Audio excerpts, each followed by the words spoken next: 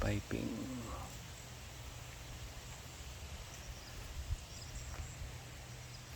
Pipe fitters.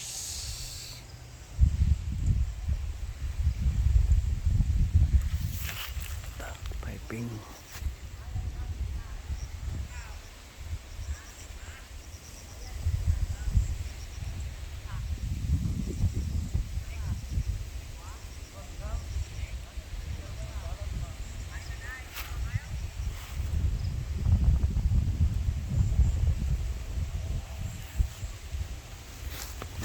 Piping stop.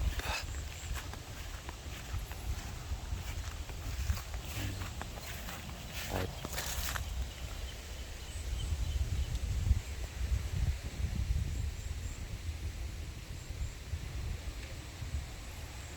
Tapos stop tayo dito. So hinati natin para yung water source ay di hindi short. So isang tab dito, drip dyan na area, tapos dito sa taas may tab din doon sa taas. So piping stop. Dito may na rin pipe na. Okay. 2-inch PE hanggang doon sa taas. So, mula dito hanggang doon sa taas, doon sa taas na tab, dyan din sa baba, pati doon sa kabila dito na tab. So better maghanda dito sa farming. Hindi pwede basta-basta, hirap malugi. So dapat preparado tayo. So next task tab, pinadelay ko yung pagtanim. Inauna natin to. Madali lang magtanim, mahirap mag-alaga, no? So pag tanim lang ng tanim tapos di kayang alagaan, sayang lang. So sa atin is practical tips, preparasyon, dapat handa bago magtanim.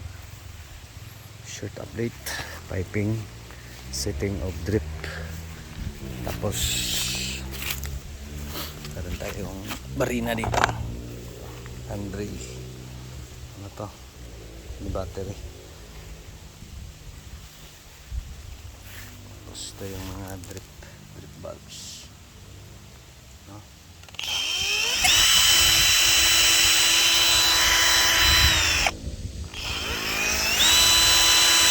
Ito lang pang butas ko, ito, ganito,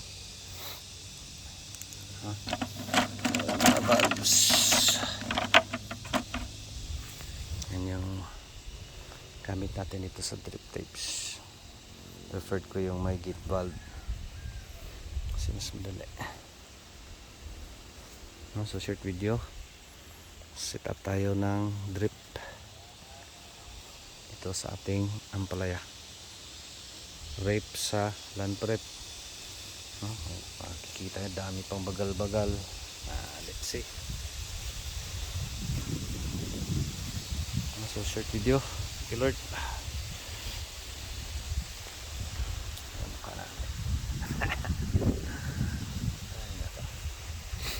God bless everyone.